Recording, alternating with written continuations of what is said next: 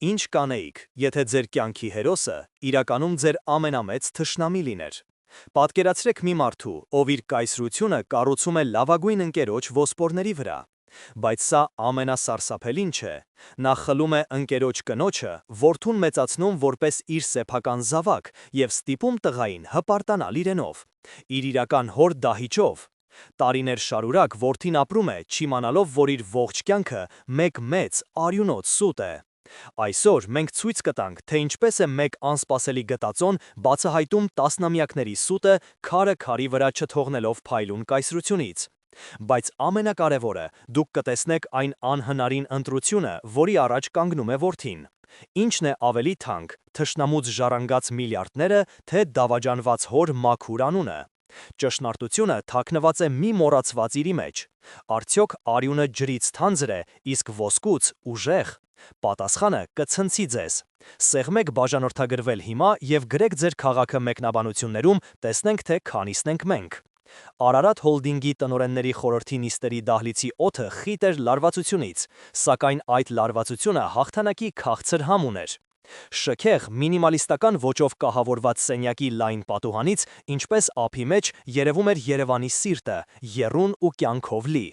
Երկար փայլեցված սեղանի շուրջ հավաքված էին լուրջ կոստյումներով տղամարդիկ, որոնց դեմքերին զաստիլա սպասումի և հարգանքի խառնուրդ։ Սեղանի գլխին, իր իշխանության բարձրունքում, նստած էր Կարենը, խիստ, բայց ակնհայտորեն բավարարված տեսքով։ Նրա աջ կողքում հաղթողի վստահ կեցվածքով նստած էր Արամը, որի աչքերը փայլում էին երիտասարդությանն ու հաջողությանը բնորոշ անզուբս կրակով։ Պատին պրոյեկտված էկրանի վրա գրաֆիկները, ինչպես լեռնագնացներ, կտրուկ սլանում էին դեպի վեր, խորհրդանշելով ընկերության աննախադեպ թռիչքը։ Արամի ձայնը հնչում էր հստակ ու վստահ, կտրելով դահլիճի լռությունը։ Այսպիսով, պարոնայք, եռամսյակի արդյունքները գերազանցում են ամենահամարձակ կանխատեսումները։ Շվեյցարական գործընկերների հետ կնքված պայմանագիրը բացում է նոր հորիզոններ Արարատ հոլդինգի համար։ Սա ոչ միայն ֆինանսական հաջողություն է, այլև ռազմավարական հաղթանակ։ Սեղանի շուրջ հավանության զուսպ խշշոց տարածվեց, և տնօրեններից մեկը, չկարողանալով թաքցնել իր հիացմունքը, ասաց. «Հիանալի աշխատանք, Արամ, քո հայրը պետք է հպարտանա»։ Արամի հայացքը ջերմորեն սահեց դեպի Կարենը, և նա համեստ ժպիտով պատասխանեց. «Ես ընդամենը սովորում եմ լավագույնից, այս հաղթանակը բոլորինս է, բայց առաջին հերթին պարոն նախագահի ռազմավարության արդյունքը»։ Կարենի դեմքին հպարտության անթաքույց ժպիտն ավելի լայնացավ, լուսավորելով նրա խիստ դիմագծերը։ Նիստն ավարտվեց բուռն ծափահարություններով, որոնք կարծես հաստատում էին այս կայսրությունն անսասան է, իսկ նրա ժառանգորդը արժանի։ Երեկոյան Կարենի շքեղ առանձնատունը վերածվել էր փոքրիկ թագավորության, որտեղ տոնում էին արքայազնի հերթական հաղթանակը։ Աչք շոյող շքեղությունը ամենուր էր, թանկարժեք կահույք, հայտնի նկարիչների կտավներ պատերին, բյուրեղյա ջահերից արձակվող փափուկ լույս։ Հյուրերի կազմը խոսում էր տան տիրոջ կարգավիճակի մասին, քաղաքի ողջ սերուցքը, խոշոր գործարարներ, բարձրաստիճան պաշտոնյաներ, արվեստի ճանաչված դեմքեր հավաքվել էին այստեղ։ Հանգիստ, ջազային երաժշտության ներքո մարդիկ շրջում էին խմբելով, ձեռքներին շամպայնի բաժակներ, վարելով կիսաձայն կարևոր զրույցներ։ Ուշադրության կենտրոնում իհարկե Արամն էր, նա անբասիր տեսք ուներ, ժպտում էր սրամտում, ընդունում անկեղծ ու շողոքորթ շնորհավորանքներ։ Մի փոքր հեռու, ինչպես ռեժիսորը, բեմի խորքից, Կարենը հայրական անսահման հպարտությամբ հետևում էր իր ստեղծագործությանը, իր որդուն, իր ժառանգին։ Սակայն այս փայլուն տոնախմբության մեջ կար մի մութ, անշարժ կետ։ Հյուրասենյակի հեռավոր անկյունում, ապակեպատ պատի մոտ մենակ կանգնած էր Սոնան։ Նրա սև, էլեգանտ զգեստը ընդգծում էր նրա սլացիկ կազմվածքը, բայց միևնույն ժամանակ կարծես զլիված շրջապատող ստվերների հետ։ Ձեռքին նա պահում էր գինու բաժակ, որին այդպես էլ չէր կպել։ Նրա դեմքը անթերի դիմահարդարված էր, բայց դա ընդամենը դիմակ էր, որը չէր կարողանում թաքցնել աչքերի խորքում թառամած անասելի տխրությունը։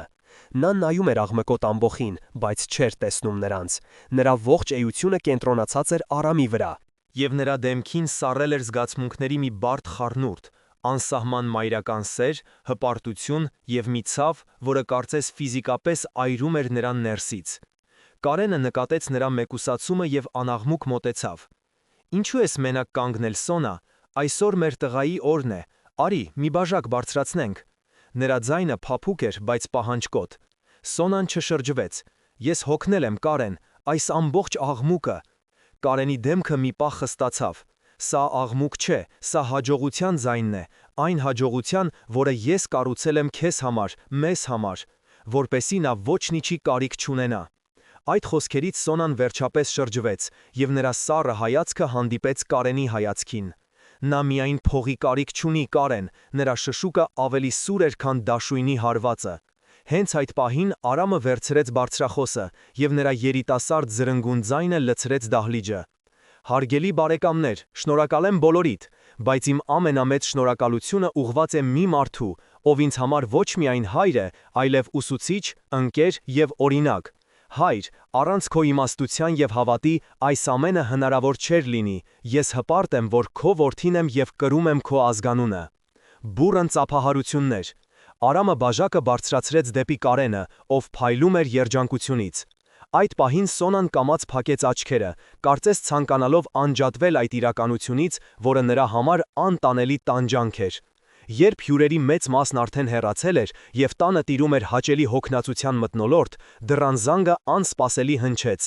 Տան աշխատողը վերադարձավ մի փոքրիկ, հասարակ թղթով փաթաթված ծանրոցով։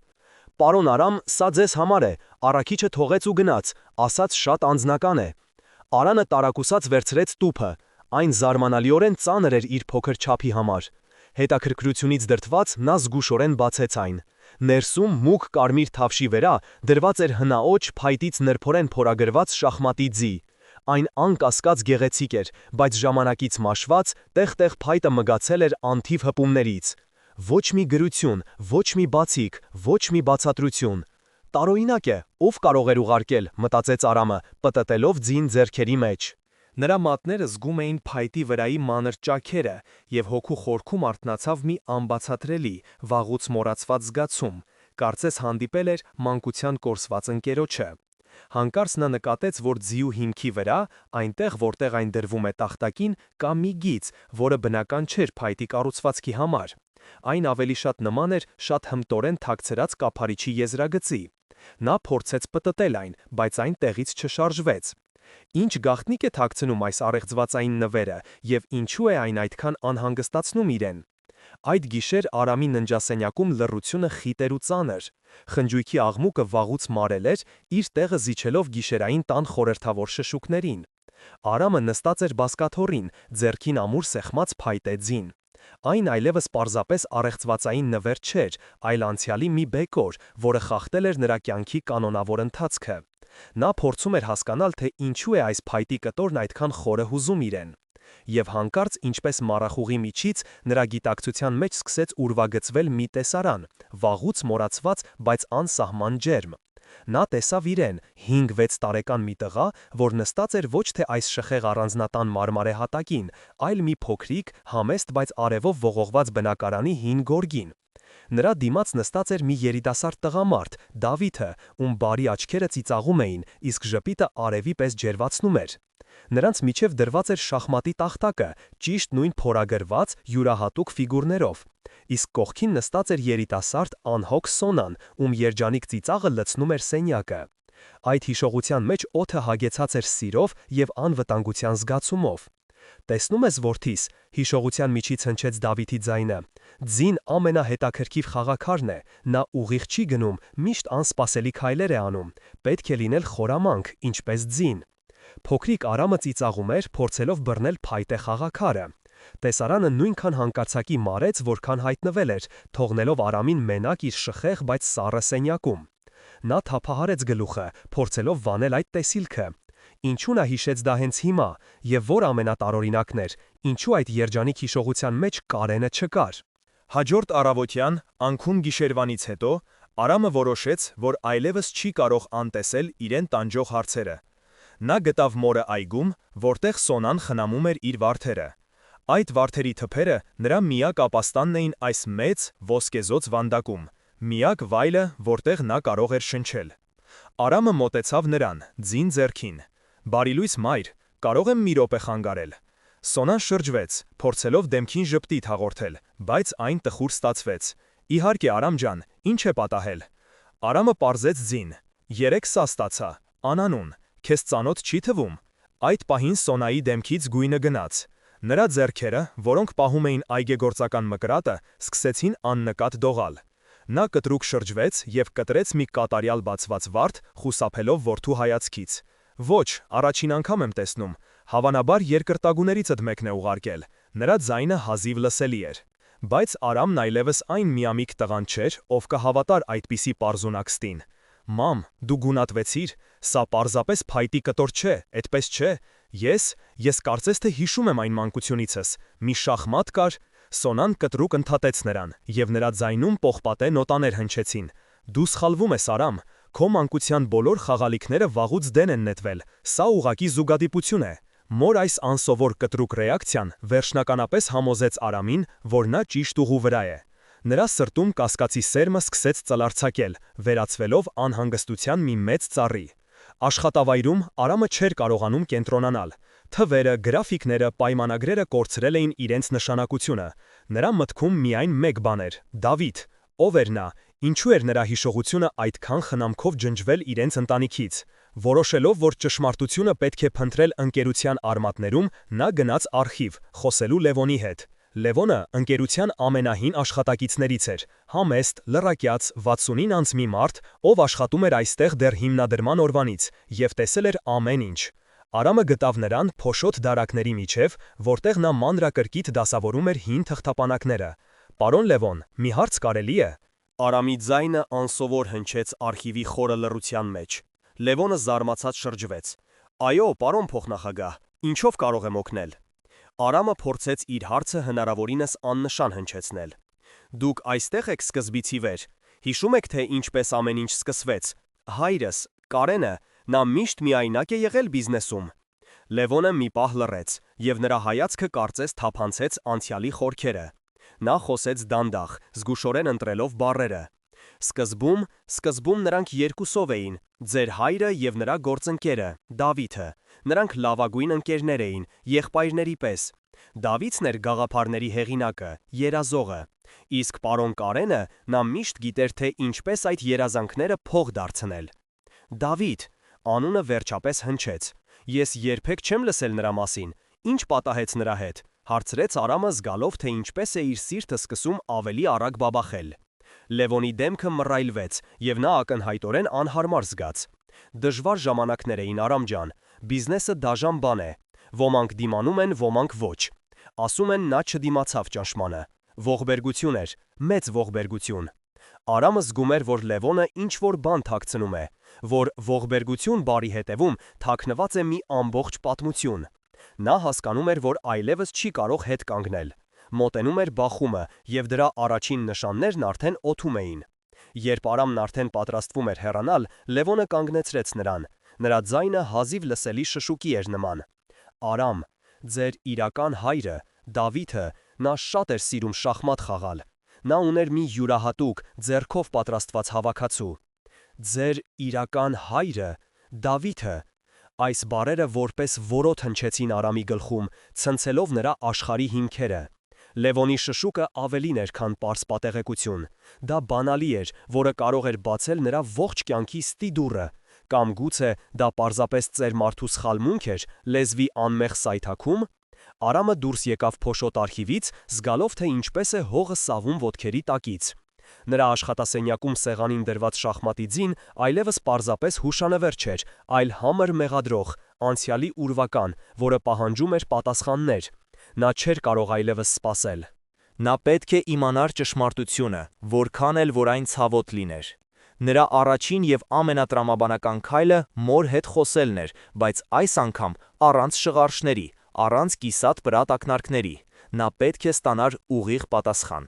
Երեկոյան նա գտավ Սոնային ընտանեկան գրադարանում։ Մայրը, ինչպես միշտ, թաքնվել էր գրքերի աշխարհում, կարծես թղթե էջերը կարող էին նրան պաշտպանել իրականության դաժանությունից։ Գրադարանի հանգիստ մտերմիկ մթնոլորտը ակնթարթորեն լարվեց Արամի մուտքով։ Մամ, մենք պետք է խոսենք, նրա ձայնը հանգիստ էր, բայց պողպատի պես ամուր։ Սոնան դանդաղ փակեց գիրքը, սակայն աչքերը չբարձրացրեց։ Եթե դա նորից այն խաղալիքի մասին է։ Դա խաղալիք չէ, և դու դա լավ գիտես, ընդհատեց Արամը։ Այսօր ես խոսեցի Լևոնի հետ, ընկերության հին աշխատակցի։ Նա հիշեց Կարենի գործընկերոջը, Դավիթին։ Նա ասաց, որ Դավիթը սիրում էր շախմատ, և հետո նա նրան անվանեց «իմ իրական հայրը»։ Սոնան կտրուկ բարձրացրեց գլուխը, և նրա աչքերում Արամը տեսավ ոչ թե զարմանք, այլ մերկ, անթաքույց սարսափ։ Լևոնը ծեր մարդ է, նա կարող է սխալվել, շփոթել, շշնջաց նա, բայց նրա ձայնը չէր համոզում։ Մի արա այդպես, Արամի ձայնը սկսեց բարձրանալ։ Մի ձևացրու, թե ոչինչ չես հասկանում, ասա ինձ ճշմարտությունը, ով է Դավիթը։ Սոնան ոտքի կանգնեց և սկսեց աննպատակ քայլեր սենյակում, կարծես վանդակում փակված գազան լիներ։ Նրա ձայնը դողում էր անզուսպ հուզմունքից։ Արամ, խնդրում եմ, կան բաներ, որոնք ավելի լավ է չի իմանալ։ Անցյալը պետք է թողնել անցյալում։ Դու ունես հիարալի կյանք, հրաշալի ապագա, մի քանդիր այն։ Ինչը չքանդեմ, սուտը, որի վրա իմ կյանքն է կառուցված, ես իրավունք ունեմ իմանալու։ Նրանց լարված խոսակցությունն ընդհատվեց Կարենի անսպասելի մուտքով։ Նա լսել էր բարձր ձայները և մտել էր հասկանալու, թե ինչ է կատարվում։ Այստեղ ինչ է կատարվում, Արամ, ինչու ես մորդ վրա բղավում։ Արամը կտրուկ շրջվեց դեպի այն մարդը, ում ողջ կյանքում հայր էր կոչել։ Նրա հայացքում այլևս չկար նախկին հիացմինքն ու անվերապահ հարգանքը։ Դրանց փոխարինել էին սառը կասկածն ու պահանջը։ Ես ուզում եմ իմանալ Դավիթի մասին, քո նախկին գործընկերոջ։ Ինչու դու երբեք չես խոսել նրա մասին։ Կարենի դեմքը միակնթարթ քարացավ, բայց նա տարիների փորձ ունեցող խաղացող էր և վայրկենապես վերագտավ իրեն։ Նա հանգիստ հայրական հոգատարությամբ մոտեցավ Արամին, ձեռքը դրեց նրա ուսին։ Որդիս, դա հին ցավոտ պատմություն է, Դավիթը իմ ընկերն էր, շատ տաղանդավոր, բայց անկայուն։ Նա չդիմացավ բիզնեսի դժվարություններին, կոտրվեց։ Նրա մահը մեծ հարված էր բոլորիս համար, հատկապես քո մոր համար։ Մենք որոշեցինք չխոսել այդ մասին, որպեսզի չթարմացնենք հին վերքերը։ Մենք արեցինք դա քեզ պաշտպանելու համար։ Նրա բացատրությունը հնչում էր տրամաբանական, հանգստացնող, գրեթե անթերի,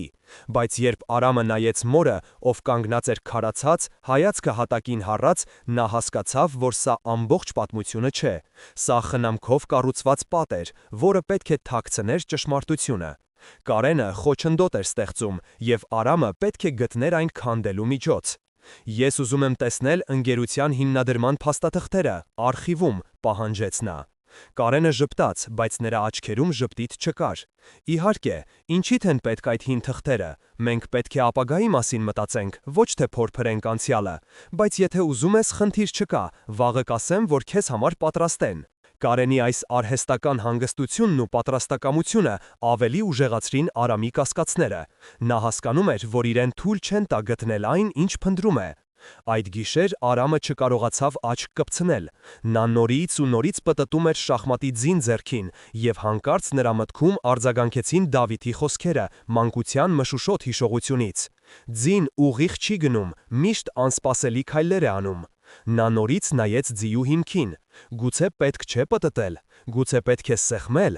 Նա ուժգին սեղմեց ձիու գլուխը, և հազիվ լսելի չոր կտոց լսվեց։ Հիմքի կափարիչը մի միլիմետր առաջ եկավ, բացահայտելով փոքրիկ մութ խոռոչի սկզբը։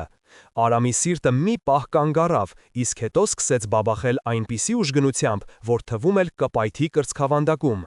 Դողացող մատներով նա զգուշորեն բացեց շախմատի ձիու գաղտնի կափարիչը։ Ներսի փոքրիկ խոռոչում խնամքով ծալված, դրված էր թղթի մի հին դեղնած կտոր։ Դա նամակ չէր։ Դա թվերի, անծանոթանումների և անհասկանալի կոդերի մի խիտ շարան էր։ Արամը ճանաչեց մի քանի բառ՝ օֆշոր, Կիպրոս, Պանամա։ Դրանք օֆշորային հաշիվների համարներ էին, ընկերությունների անվանումներ, որոնք երբեք չէին հիշատակվել Արարատ հոլդինգի պաշտոնական փաստաթղթերում, և ամսաթվեր, որոնք համընկնում էին ընկերության պատմության ամենաառանցքային շրջաններին, իսկ գրության ամենաներքևում խոշոր կտրուկ տառերով գրված էր ընդամենը մեկ բառ՝ ապացույց։ Ապացույց, բայց ինչի ապացույց։ Այդ պահին Արամը հասկացավ, որ սա այլևս պարզապես ընտանեկան գաղտնիք չէ, որը վերաբերում է իր ծագմանը։ Սա շատ ավելի մեծ, ավելի վտանգավոր մի բան էր։ Սա կարող էր լինել ֆինանսական խոշոր հանցագործության վկայություն, որի կենտրոնում կանգնած էր այն մարդը, ում նա հայ էր համարում։ Խնդիրը ակնթարթորեն բարդացավ, վերածվելով մղձավանջային լաբիրինթոսի, որտեղ յուրաքանչյուր շրջադարձ կարող էր մահացու լինել։ Նա զգաց, թե ինչպես է սենյակի օդը պակասում, իսկ պատերը սկսում են սեղմվել իր շուրջը։ Հաջորդ առավոտյան, ինչպես եւ խոստացել էր, Կարենը նրան տվեց արխիվ մտնելու պաշտոնական թույլտվություն, բայց դա ընդամենը թատրոն էր։ Երբ Արամը սկսեց փնտրել հիմնադրման տարիների ֆինանսական փաստաթղթերը, նա բախվեց անտեսանելի պատին։ Ամենակարևոր թղթապանակները, որոնք վերաբերում էին առաջին ներդրումներին եւ բաժնետոմսերի բաշխմանը, ժամանակավորապես բացակայում էին թվայնացման համար։ Սա այնքան անհեթեթ եւ ակնհայտ սուտ էր, որ Արամը հազիվ զսպեց իրեն, որ չբղավի։ Կարենը ոչ միայն թաքցնում էր ճշմարտությունը, այլև բացահայտ ծաղրում էր իրեն, ցույց տալով, թե ով է իրականում տերը։ Արամը հասկացավ, որ սովորական ճանապարհներով ոչնչի չի հասնի։ Նա պետք է գտներ Դավիթի հետ կապված այլ մարդկանց, գուցե հարազատների, ովքեր դեռ չէին վախեցվել կամ գնվել։ Բայց այստեղ էլ նրանց սպասում էր հիասթափություն։ Համացանցում Դավիթ Սահակյան անունով մարդու մասին տեղեկությունները զարմանալիորեն սուղ էին։ Կարծես ինչ-որ մեկը ջանասիրաբար եւ պրոֆեսիոնալ կերպով մաքրել էր նրա բոլոր թվային հետքերը, չթողնելով ոչ մի լուսանկար, ոչ մի հիշատակում, ոչ մի կապ։ Այս ամենի հետևում զգացվում էր Կարենի հզոր, անողոք ձեռքը։ Եվ հենց այդ պահին Կարենը հասցրեց իր հաջորդ հարվածը, փորձելով վերջնականապես մեկուսացնել Արամին։ Նա կանչեց Արամին իր աշխատասենյակ։ Արամ, ես քեզ համար նորություն ունեմ։ Մեր եվրոպացի գործընկերները տպավորված են քո աշխատանքով։ Ես որոշել եմ քեզ նշանակել ընկերության եվրոպական ուղղության ղեկավար։ Դու կտեղափոխվես Ժնև։ Սա հսկայական հնարավորություն է։ Արամը սառը հայացքով նայեց Կարենին։ Սա պարգև չէր, սա ոսկեզոծ աքսոր էր։ Նրան ուզում էին հեռացնել խաղադաշտից, որպեսզի նա չխանգարի։ Շնորհակալ եմ, հայր, բայց ես կարծում եմ դեռ պատրաստ չեմ, իմ տեղն այստեղ է։ Կարենի հայացքը սառեց, եւ հայրական ջերմության դիմակը մի պահ հնգավ։ Ես քեզ հարց չեմ տալիս, Արամ, ես քեզ հնարավորություն եմ տալիս, մի ստիպիր ինձ փոշմանել։ Սա բացահայտ սպառնալիք էր, սա առաջին լուրջ հետևանքն էր։ Արամը հասկացավ, որ իր խաղաղ դիմադրությունը վերածվել է բացահայտ պատերազմի։ Նա այլևս սիրելի որդին ու ժառանգորդը չէր, այլ պոտենցիալ սպառնալիք, որը պետք է վնասազերծվեր։ Հուսահատված, փակուղու մեջ հայտնված, Արամը որոշեց դիմել վերջին, ամենաանհավանական քայլին։ Նա հիշեց, որ Լևոնը խոսել էր ողբերգության մասին։ Գուցե այդ ողբերգության հետքերը կարելի է գտնել ոչ թե ֆինանսական, այլ քրեական արխիվներում։ Նա որոշեց գնալ միակ վայրը, որը Կարենը հավանաբար չէր կարող ամբողջությամբ վերահսկել՝ քաղաքային թերթի հին արխիվ։ Գուցե 20 տարի առաջվա լուրերում ինչ-որ բան պահպանված լինի։ Ժամեր տևած փնտրտուքներից հետո փոշոտ թղթերի մեջ թաղված նա վերջապես գտավ այն։ Դա մի փոքրիկ աննշան հոդված էր թերթի վերջին էջերից մեկում։ Վերնագիրը սառեցրեց արյունը նրա երակներում։ Երիտասարդ գործարարի ինքնասպանությունը։ Դավիթ Սահակյանը ցած է նետվել կամրջից։ Հոդվածում ասվում էր, որ երիտասարդ խոստումնալից գործարարը, չդիմանալով ֆինանսական խնդիրներին, վերջ է տվել իր կյանքին։ Նշվում էր նաև, որ նա թողել է կնոջը եւ մանկահասակ որդուն։ Արամը կարդում էր տողերը, բայց չէր հավատում աչքերին։ Ինքնասպանություն, Դավիթը, ում նա հիշում էր որպես կյանքով լի, լավատես մարդ, ինքնասպան է եղել, դա անհնար էր թվում։ Եվ հենց այդ պահին, երբ նա արդեն պատրաստվում էր փակել թղթապանակը, նրա աչքը ընկավ մի մանրուքի վրա, որը կարող էր աննկատ մնալ ցանկացած ուրիշի համար։ Հոդվածի վերջում, որպես լրացուցիչ տեղեկություն, նշված էր Դավիթի հայրական տան հասցեն, մի հին թաղամասում, որտեղ նա ապրել էր մինչև ամուսնությունը։ Արամի սրտում հույսի մի փոքրիկ կայծ վառվեց։ Գուցե այնտեղ, այդ հին տանը, դեռ ինչ-որ բան մնացել է, գուցե այնտեղ նա կգտնի իր փնտրածի բանալին։ Դավիթի հայրական տան հասցեն այրում էր Արամի ձեռքի թուղթը, դա նրա վերջին հույսն էր, վերջին թելը, որը կարող էր տանել դեպի ճշմարտություն։ Նա մեքենան վարում էր դեպի քաղաքի հին թաղամասերից մեկը, որտեղ ժամանակը կարծես կանգ էր առել։ Փողոցները նեղ էին, տները քարե, միմյանց կպած, կարծես դարեր շարունակ իրար պատմություններ էին շշնջում։ Նա գտավ տունը, այն փոքրիկ էր, երկհարկանի հին քարից, բայց զարմանալիորեն խնամված։ Դուռը բացեց մի տարեցկին Դավիթի հեռավոր բարեկամուհին, ով մնացել էր այստեղ ապրելու, տունը անտերության չմատնելու համար։ Նա սկզբում անվստահությամբ նայեց Արամին, բայց երբ լսեց Դավիթի անունը, նրա աչքերը փափկեցին։ Նա տարավ Արամին տան վերնահարկ, որը ժամանակին եղել էր Դավիթի սենյակը։ Նրա մահից հետո քույրը Սոնան եկավ, հավաքեց անձնական իրերի մեծ մասը, բայց որոշ բաներ մնացին։ Ես սիրտ չարեցի դեն նետել, ասաց կինը, եւ թողեց նրան մենակ։ Սենյակը փոքր էր, փոշոտ, օդում կախված էր հին գրքերի եւ չորացած փայտի հոտ։ Կահույքից մնացել էր միայն մի հին գրասեղան եւ գրապահարան։ Արամը սկսեց զննել դարակները։ Հին դասագրքեր, տետրեր, մանկական նկարներ, ոչինչ, որ կարող էր լույս սփռել գաղտնիքի վրա։ Նա արդեն կորցրել էր հույսը, երբ գրասեղանի ամենախորը դարակում նրա մատները դիպան մի կոշտ առարկայի։ Դա հին կաշվե պատորագիր էր։ Սիրտը թրթռալով նա բացեց այն։ Առաջին էջում գեղեցիկ ձեռագրով գրված էր Դավիթ Սահակյան։ Էջերը լի էին բանաձևերով, բիզնես գաղափարներով, երազանքներով, եւ հետո օրագրի մեջտեղում ձեռագիրը փոխվում էր, դառնալով կտրուկ հուսահատ։ Դրանք Դավիթի կյանքի վերջին օրերի գրառումներն էին։ Արամը սկսեց կարդալ, եւ աշխարհը սկսեց պտտվել նրա շուրջը։ Նա ինձ դավաճանեց, գրված էր օրագրում, Կարենը, իմ եղբայրը, իմ միակ ընկերը, նա խլեց ամեն ինչ։ Մեր ընկերությունը, մեր երազանքը։ Նա կեղծ փաստաթղթերով ինձ դուրս մղեց բիզնեսից, ինձ թողեց առանց մի կոպեկի։ Նա ասում է, որ ես եմ մեղավոր, որ ես թույլ եմ, բայց նա է գողը, նա գողացավ իմ կյանքը։ Արամի շունչը կտրվեց։ Նա շարունակեց կարդալ, եւ յուրաքանչյուր նոր տողը մեկ մեղ էր, որ խփվում էր նրա սրտին։ Եվ Սոնան, իմ Սոնան, նա ստիպում է նրան ամուսնանալ իր հետ։ Սպառնում է, որ եթե նա չհամաձայնի, ինձ կբանտարկեն կեղծ մեղադրանքներով, իսկ մեր որդուն Արամին կտանեն մանկատուն։ Նա ասում է, որ դա միակ ճանապարհն է փրկելու մեր տղային։ Նա կոտրեց ինձ, իսկ հիմա կոտրում է նրան։ Նա ուզում է ոչ միայն իմ բիզնեսը, այլև իմ ընտանիքը։ Նա ուզում է ջնջել ինձ, կարծես ես երբեք գոյություն չեմ ունեցել։ Արամը զգաց, թե ինչպես են աչքերը լցվում արցունքով։ Սա ֆինանսական խնդիրների պատճառով ինքնասպանություն չէր։ Սա մարդուն հասցրել էին ինքնասպանության։ Դա սպանություն էր։ Եվ հետո նա հասավ վերջին էջին։ Այնտեղ գրված էր ընդամենը մի քանի տող, որոնք վերջնականապես փլուզեցին նրա աշխարհը։ Սա ինքնասպանության նամակ չէ։ Սա իմ խոստովանությունն է։ Ես այլևս չեմ կարող պայքարել։ Նա հաղթեց, բայց ես չեմ կարող հեռանալ, չթողնելով ճշմարտությունը։ Ես գիտեմ, որ մի օր որդիս կմեծանա, եւ ես ուզում եմ, որ նա իմանա։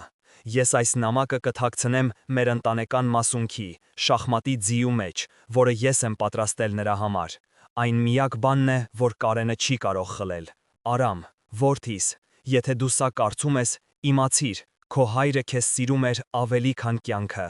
Մի հավատա նրանց ստին, վերականգնիր իմ պատիվը, եւ խնդրում եմ, ների՛ր քո մորը։ Նա արեց դա քեզ փրկելու համար։ Արամը փակեց օրագիրը, ձեռքերը դողում էին։ Սենյակի փոշոտ լռության մեջ նա լսում էր միայն իր սրտի խելահեղ բաբախյունը։ Ամեն ինչ շրջվեց։ Կարենը հերոսը, օրինակելի հայրը, իրականում հրեշ էր, դավաճան, սպանող։ Սոնան, սառը, հեռու մայրը, իրականում ողբերգական զոհ էր, ով իր երջանկությունը զոհաբերել էր որդու համար։ Իսկ ինքը, Արամը, հաջողական ժառանգորդը, ապրում էր իր իրական հորարյան վրա կառուցված ոսկե վանդակում։ Բոլոր հիշողությունները, բոլոր խոսքերը, բոլոր իրադարձությունները ստացան նոր, սարսափելի իմաստ։ Կարենի հոգատարությունը, Սոնայի անբացատրելի տխրությունը, Լևոնի վախեցած հայացքը, ամեն ինչ իր տեղն ընկավ։ Նա նայեց պատուհանից դուրս, հին թաղամասի տանիքներին, բայց ոչինչ չէր տեսնում։ Նրա աչքի առաջ միայն մեկ տեսարան էր՝ Դավիթը, իր իրական հայրը, կանգնած կամրջի եզրին, նայում է անդունդին, որի մեջ նրան հրել էր իր լավագույն ընկերը։ Շոկը այնքան ուժեղ էր, որ նա ֆիզիկապես զգաց ցավ։ Թվում էր աշխարհը կորցրել է իր գույները, ձայները խլացել են, իսկ ժամանակը սառել է այս սարսափելի բացահայտման պահին։ Նա այլևս Կարենի որդին չէր, նա Դավիթի որդին էր։ Եվ նա կանգնած էր ընտրության առաջ, որը ավելի սարսափելի էր, քան ցանկացած մահ։ Ընդունել թշնամու արյունոտ ժառանգությունը, թե վերականգնել իր իրական հոր պատիվը, կորցնելով այն ամենը, ինչ երթևէ ունեցել է։ Արամը չգիտի, թե որքան ժամանակ է նստել Դավիթի հին սենյակի փոշոտ լռության մեջ։ Ժամանակը կորցրել էր իր իմաստը, խթացել էր մեկ սարսափելի պահի մեջ։ Նա մեխանիկորեն վերադարձավ իր մեքենան, ձեռքին սեղմած օրագիրը, իր իրական հոր վերջին խոսքերը։ Ճանապարհին նա չէր տեսնում ոչ լուսացույցները, ոչ մյուս մեքենաները։ Նրա աչքի առաջ միայն օրագրի տողերն էին, որոնք այրել էին նրա ուղեղը։ Երբ նա մտավ շքեղ առանձնատուն, որ այլևս իր տունը չէր, այլ իր հոր սպանության վայրը, նա առաջինը հանդիպեց մորը։ Սոնան կանգնած էր հյուրասենյակի կենտրոնում, եւ տեսնելով որդու դեմքը, նա միանգամից հասկացավ ամեն ինչ։ Արամի դեմքին ոչ թե ցավ էր, ոչ թե զայրույթ, այլ դատարկություն, կարծես նրա հոգին հեռացել էր մարմնից։ Նա լուռ մոտեցավ և դրեց օրագիրը սեղանին։ Սոնան նայեց կաշվեպատ գրքույկին, և նրա ոտքերը թուլացան։ Նա ստիպված էր բռնվել բազկաթոռից, որպեսզի չընկնի։ Տասնամյակների լռության բեռը, որը նա կրում էր իր ուսերին, կարծես միանգամից փշրեց նրան։ «Դու գիտեիր», շշնջաց Արամը, և դա հարց չէր, այլ փաստի արձանագրում։ Սոնան չկարողացավ պատասխանել։ Նա միայն դանդաղ գլխով արեց, և նրա աչքերից երկու խոշոր արցունք գլորվեցին այտերով։ Այդ պահին նրանց միջև փլուզվեց սառույցի պատը, որը գոյություն ուներ տարիներ շարունակ։ Արամը տեսավ ոչ թե սառը հեռու մորը, այլ մի կնոջ, ով անցել էր դժոխքի միջով իրեն պաշտպանելու համար։ Նա տեսավ նրա զոհաբերության ողջ խորությունը։ Նա մոտեցավ և առաջին անգամ երկար տարիների ընթացքում գրկեց նրան։ Եվ նրանք երկուսով լաց էին լինում, լուռ, առանց հեքեկոցների, լաց լինելով կորցրած ամուսնու, կորցրած հոր և կոտրված կյանքերի համար։ Նրանց ողբը ընդհատեց Կարենի մուտքը։ Նա տուն էր վերադարձել գործերից, ինքնավստահ և բավարարված, բայց տեսնելով սեղանին դրված օրագիրը և կնոջ ու որդու վիճակը, նրա դեմքը քարացավ։ Մի ակնթարթում նա հասկացավ, որ խաղն ավարտված է։ Սուտը, որի վրա նա կառուցել էր իր կայսրությունը, բացահայտվել էր։ «Ի՞նչ է սա», հարցրեց նա, փորձելով ձայնին հանգիստ տոն հաղորդել, բայց ձայնը դավաճանեց նրան։ Արամը բաց թողեց մորը և շրջվեց դեպի Կարենը։ Նրա հայացքում այլևս ոչ կասկած կար, ոչ հարց, միայն սառը, անսահման արհամարհանք։ «Սա իմ հոր ձայնն է», ասաց Արամը, մատնացույց անելով օրագիրը, «այն մարդու ձայնը, ում դու սպանեցիր»։ Կարենը փորձեց ժխտել, ինչ-որ բան ասել դավադրության, թյուրիմացության մասին, բայց Արամը նրան ընդհատեց։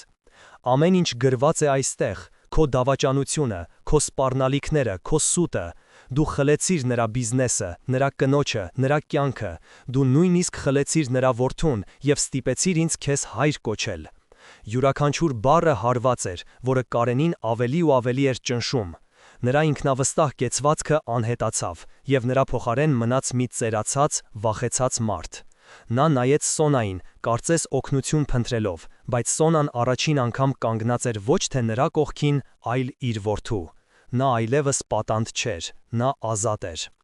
Այդ գիշեր Արամը որոշում կայացրեց։ Նա հասկանում էր, որ չի կարող պարզապես գնալ ոստիկանություն։ Կարենը չափազանց հզոր էր, նրա կապերը չափազանց խորն էին։ 20 տարվա վաղեմության ինքնասպանության գործը ոչ ոք չէր վերաբացի, միայն մի հին օրագրի հիման վրա։ Իսկ ֆինանսական փաստաթղթերը, որոնց մասին գրված էր շախմատի ձիու մեջ, հուսալիորեն թաքցված էին օֆշորային հաշիվներում։ Ուղիղ հարձակումը կլիներ ինքնասպանություն։ Նա պետք է գործեր այլ կերպ։ Նա պետք է օգտագործեր Կարենի սեփական զենքը նրա դեմ։ Նա պետք է քանդեր նրա տայսրությունը ներսից։ Նրա նոր պլանը սկսեց ձևավորվել։ Նա պետք է ձևացներ, թե ընդունել է իրավիճակը։ Նա պետք է համաձայներ մեկնել Ժնև։ Այնտեղ, հեռու Կարենի անմիջական վերահսկողությունից, նա կկարողանար օգտագործել իր դիրքը, գտնելու այն օֆշորային հաշիվները, որոնց մասին գրել էր Դավիթը։ Նա կգտներ ապացույցները և կբացահայտեր Կարենի հանցագործությունները ոչ թե ոստիկանությանը, այլ աշխարհին, նրա գործընկերներին, մամուլին։ Նա կխլեր Կարենից այն, ինչը նրա համար ամենաթանկն էր, ոչ թե փողը, այլ նրա անունը, նրա հեղինակությունը, նրա ժառանգությունը։ Նա կվերականգներ իր իրական հոր պատիվը, ոչնչացնելով նրա դահիճին։ Այդ պահին նա զգաց, թե ինչպես է ցավը վերածվում վճռականության։ Նա այլևս զոհ չէր։ Նա Դավիթ Սահակյանի որդին էր, և նա պատրաստվում էր պայքարել։ Նա գտավ իր նոր դաշնակցին, իր մորը, ով այժմ պատրաստ էր ամեն ինչի օգնելու իրեն։ Եվ նա գիտեր, որ ունի ևս մեկ պոտենցիալ դաշնակից՝ Լևոնը, ով ողջ կյանքում վախի մեջ էր ապրել, բայց գուցե հիմա, տեսնելով հույսի շող, կհամարձակվեր խոսել։ Հակամարտությունը մտնում էր նոր, ակտիվ փուլ, և Արամը պատրաստ էր դրան։ Հաջորդ առավոտ Արամը մտավ Կարենի աշխատասենյակ։ Նա այլևս զոհ չէր, որը պատասխաններ էր փնտրում։ Նա զինվոր էր, որը գնում էր մարտի։ Նրա դեմքը հանգիստ էր, հայացքը սառը։ «Ես մտածեցի քո առաջարկի շուրջ», ասաց նա առանց նախաբանի։ «Ես համաձայն եմ մեկնել Ժնև»։ Կարենը, ով ամբողջ գիշեր չէր քնել, մտածելով, թե ինչպես վերականգնի իրավիճակի վերահսկողությունը, զարմացած բարձրացրեց հայացքը։ Նա սպասում էր ամեն ինչի, մեղադրանքների, սպառնալիքների, հիստերիայի, բայց ոչ այսպիսի սառը գործնական համաձայնության։ Այս անսպասելի քայլը նրան շփոթեցրեց։ Սա իմաստուն որոշում է, որդիս, կակազեց նա, այնտեղ դու կհանգստանաս, կմոռանաս այս թյուրիմացությունը։ Արամը թեթևակի ժպտաց, բայց ժպտիտը չհասավ նրա աչքերին։ Ոչ մի թյուրիմացություն չկա, ես գիտեմ ճշմարտությունը, բայց ես նաև գիտեմ, որ այս կայսրությունը, որը դու կառուցել ես իմ հոր ոսկորների վրա, այժմ նաև իմն է, եւ ես թույլ չեմ տա, որ այն փլուզվի սկանդալի պատճառով։ Ես գնում եմ Ժնև, պաշտպանելու իմ ժառանգությունը, բայց իմացիր, որ այսուհետ մեր միջև միայն բիզնես է, եւ մի օր դու կվճարես քո արածի համար։ Նա շրջվեց եւ դուրս եկավ, թողնելով Կարենին շփոթված եւ անհանգստացած։ Արամը հասցրել էր իր առաջին հարվածը, նա ցույց էր տվել, որ իրեն այլևս հնարավոր չէ կառավարել վախով կամ հայրական զգացմունքներով։ Նա խաղի մեջ էր մտել որպես հավասարը հավասարի։ Ժնևում Արամը ժամանակ չկորցրեց։ Օգտագործելով իր նոր պաշտոնն ու լիազորությունները, նա սկսեց իր հետաքննությունը։ Նա գիտեր, որ Կարենը հետևում է իր յուրաքանչյուր քայլին, այդ պատճառով նա գործում էր չափազանց զգույշ։ Նա աշխատում էր գիշերները, օգտագործելով գաղտնագրված կապի միջոցներ, որպեսզի կապ հաստատի Երևանում մնացած իր երկու դաշնակիցների՝ Սոնայի և Լևոնի հետ։ Սոնան, ազատվելով տարիների վախից, վերածվել էր խիզախ և խորամանկ դաշնակցի։ Նա, օգտվելով Կարենի թուլացած զգոնությունից, կարողանում էր գտնել և լուսանկարել կարևոր փաստաթղթեր նրա անձնական սեյֆից։ Իսկ Լևոնը, ով ողջ կյանքում ստվերում էր մնացել, այժմ օգտագործում էր ընկերության ներքին համակարգի իր գիտելիքները գտնելու անհրաժեշտ ֆինանսական տվյալները։ Նրանք փոքրիկ, բայց վճռական բանակ էին, միավորված մեկ նպատակով։ Առաջին հաջողությունը եկավ մի քանի շաբաթ անց։ Օգտագործելով Դավիթի օրագրի հուշումները և Լևոնի գտած տվյալները, Արամին հաջողվեց գտնել Կարենի առաջին օֆշորային ընկերության հետքերը Կիպրոսում։ Դա փոքրիկ հաղթանակ էր, բայց այն ապացուցում էր, որ նրանք ճիշտ ուղու վրա են։ Սակայն Կարենը հիմար չէր։ Նա զգում էր, որ ինչ-որ բան այն չէր։ Նա ուժեղացրեց վերահսկողությունը, և Արամը հասկացավ, որ իրենց ժամանակը սպառվում է։ Հակամարտությունը սրվեց, երբ Կարենը որոշեց հակահարված տալ։ Նա անսպասելիորեն ժամանեց Ժնև, որդուն տեսակցելու պատրվակով։ Նրանց հանդիպումը տեղի ունեցավ Արամի աշխատասենյակում, որտեղից բացվում էր տեսարան դեպի Ժնևի լիճը։ Մթնոլորտը լարված էր մինչև վերջ։ Ես գիտեմ, թե դու ինչով ես զբաղված, Արամ, սկսեց Կարենը առանց նախաբանի։ Դու փորփրում ես անցյալը, փորձելով ինչ-որ բան գտնել իմ դեմ։ Դադարեցրու, դու ոչինչ չես գտնի, ամեն ինչ մաքուր է։ Արամը հանգիստ նայեց նրան։ Եթե ամեն ինչ մաքուր է, ինչու ես եկել այստեղ, ինչից ես վախենում։ Ես չեմ վախենում, կոպտեց Կարենը, ես անհանգստացած եմ քեզ։ Դու քանդում ես քո իսկ ապագան։ Մոռացիր Դավիթին, նա անցյալ է։ Ես եմ քո հայրը, ես եմ քեզ տվել այս կյանքը։ Արամի համբերությունը սպառվեց։ Դու ինձ կյանք չես տվել, դու գողացել ես այն։ Դու սպանել ես իմ հորը և ինձ դարձրել քո հանցանքի ժառանգորդը, բայց ես քո ժառանգորդը չեմ, ես նրա վրեժն եմ։ Այդ պահին Կարենի դեմքին հայտնվեց իրական չքողարկված չարություն։ Դու ոչինչ չես կարող ապացուցել, իսկ եթե փորձես, ես քեզ կոչնչացնեմ։ Ես կասեմ, որ դու խելագարվել ես վշտից, որ դու ես կեղծում փաստաթղթերը, ինձ վարկաբեկելու համար։ Ոչ ոք քեզ չի հավատա, դու կկորցնես ամեն ինչ։ Նա դուրս եկավ սենյակից, թողնելով Արամին մենակ իր մտքերի հետ։ Սպառնալիքը իրական էր։ Արամը հասկանում էր, որ Կարենը կանգ չի առնի ոչնի առաջ։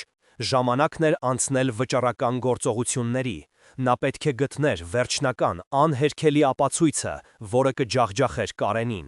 և նա գիտեր, թե որտեղ փնտրել։ Դա ամենավտանգավոր քայլն էր, որը կարող էր արժենալ նրա կյանքը, բայց նա այլևս ընտրություն չուներ։ Կուլմինացիան մոտենում էր, և նա պատրաստ էր դիմավորել այն։ Արամի վերջին, ամենավտանգավոր քայլը հիմնված էր մի պարզ, բայց սարսափելի ենթադրության վրա։ Դավիթի օրագրում նշված էր, որ Կարենը ստիպել էր նրան ստորագրել փաստաթղթեր, որոնցով նա հրաժարվում էր ընկերության իր բաժնեմասից։ Այդ օրիգինալ փաստաթղթերը պետք է որ դեռ գոյություն ունենային։ Դրանք Կարենի իշխանության հիմքն էին, նրա օրինական իրավունքը, և նա պետք է պահել դրանք մի տեղ, որտեղ ոչ ոք չէր փնտրի,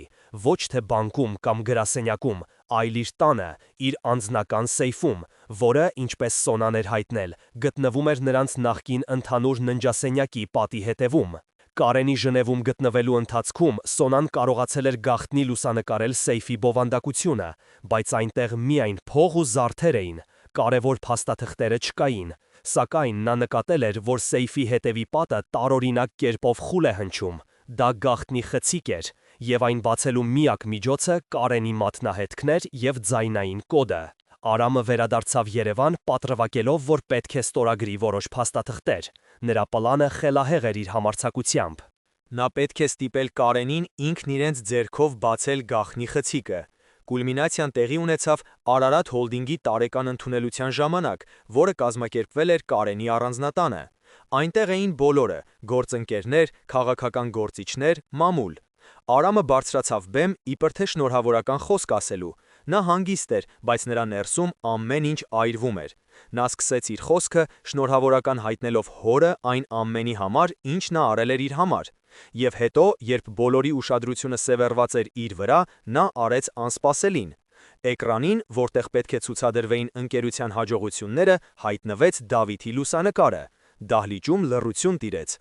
Այս մարդը Դավիթ Սահակյանն է, հանգիստ ասաց Արամը, իմ իրական հայրը, եւ Կարենի գործընկերը, ում նա դավաճանեց եւ հասցրեց ինքնասպանության։ Դահլիճում խառնաշփոթ սկսվեց, Կարենը գունատվեց եւ փորձեց անջատել բարձրախոսը, բայց Արամը շարունակեց։ Նա հանեց ֆեռախոսը եւ միացրեց այն բարձրախոսներին, հնչեց Դավիթի օրագրի աուդիո տարբերակը, որը նա նախապես ձայնագրել էր։ Դավիթի հուսահատ ձայնը լցրեց դահլիճը, պատմելով դավաճանության եւ ստի մասին։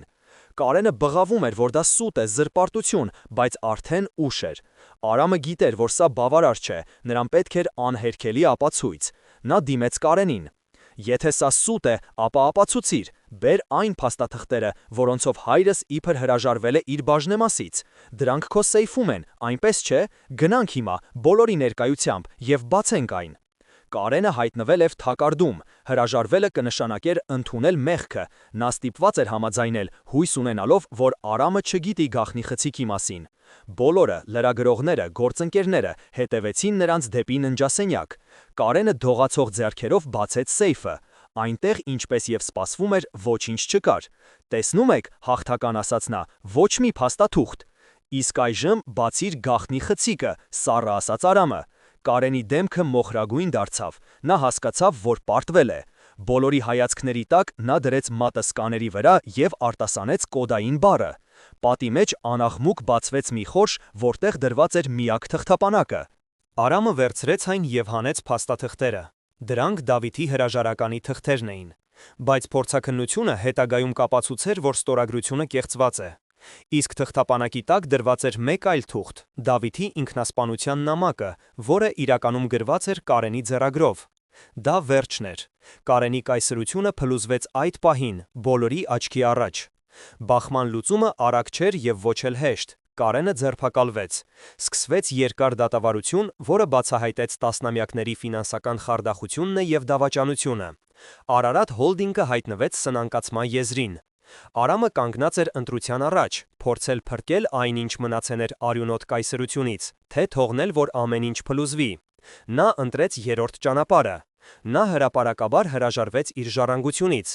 Նա վաճառեց իր ունեցած բոլոր բաժնետոմսերը եւ գումարը ուղղեց մի հիմնադրամի ստեղծմանը, որն օգնում էր երիտասարդ, տաղանդավոր գործարարներին, ովքեր, ինչպես իր հայրը, ունեին մեծ երազանքներ, բայց չունեին միջոցներ։ Նա վերականգնեց Դավիթ Սահակյանի անունը ոչ թե վրեժով, այլ ստեղծարարությամբ։ Սոնան, ազատվելով իր բանտից, վերջապես գտավ իր հանգստությունը։ Նա դարձավ այդ հիմնադրամի ակտիվ անդամներից մեկը, իր փորձով օգնելով երիտասարդներին։ Մի քանի տարի անց արևոտ օր է։ Մի փոքրիկ, բայց ժամանակակից գրասենյակ Երևանի կենտրոնում։ Պատին գրված է Դավիթ Սահակյանի անվան նորարարությունների կենտրոն։ Արամը այժմ ավելի հասուն, ավելի հանգիստ շախմատ է խաղում մի երիտասարդ աղջկա հետ, ում նորաստեղծ ընկերությանը հիմնադրամը աջակցում է։ Նրա կողքին նստած է Սոնան, եւ նրա դեմքին վերջապես անկեղծ խաղաղ ժպիտ կա։ Հին փորագրված շախմատի ձին դրված է սեղանի անկյունում, որպես անցյալի հիշեցում եւ ապագայի խորհրդանիշ։ Արամը կորցրեց միլիարդներ, բայց գտավ շատ ավելին՝ իր իսկական եսը, իր հոր պատիվը եւ իր հոգու խաղաղությունը։ Նա հասկացավ, որ դավաճանության վրա կառուցված հարստությունը իսկապես ոսկեզոծ վանդակ է, իսկ ազնիվ անունը ավելի թանկ է, քան ցանկացած գումար։ Այս պատմությունը մեզ սովորեցնում է, որ անցյալից փախչել հնարավոր չէ եւ որ ճշմարտությունը, որքան էլ որ այն ուշանա, միշտ իր ճանապարհը գտնում է։ Իսկ դուք ինչ կանեիք Արամի փոխարեն։ Կընտրեիք արյունոտ ժառանգությունը, թե կպայքարեիք արդարության համար։ Գրեք ձեր կարծիքը մեկնաբանություններում։ Շնորհակալություն, որ մեզ հետ էիք։